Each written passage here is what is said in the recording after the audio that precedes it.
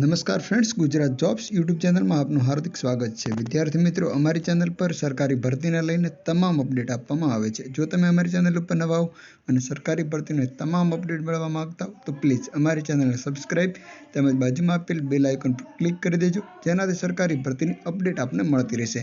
My dear friend, આજનો topic છે national health mission અંતર્ગત કોટેજ હોસ્પિટલ ઉપલેટા ખાતે વિવિધ જગ્યાઓની ભરતી જાહેર કરવામાં આવી છે। તેના વિશે આજે આપણે સંપૂર્ણ અપડેટ મેળવવાના છીએ।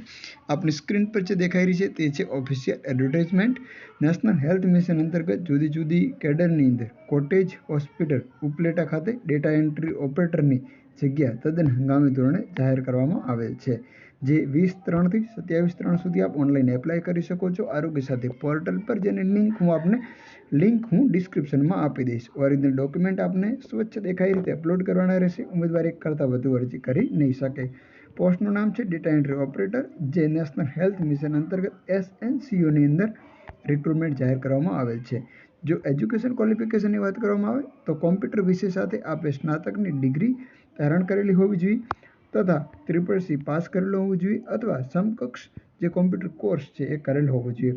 ઉપરોક્ત ક્રમ 1 દર્શાવેલ લાયકાત ડિગ્રીનું પ્રમાણપત્ર, ડિગ્રી માર્કશીટ, ધોરણ 12ની માર્કશીટ હોવી ફરજિયાત છે।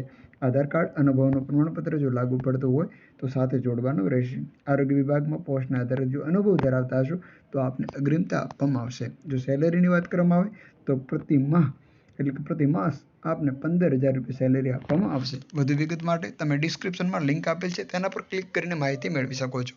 આવી જ સરકારી ભરતીની અપડેટ સાથે ફરી મળતા રહીશું। Thank you so much for watching this video. જય હિન્દ।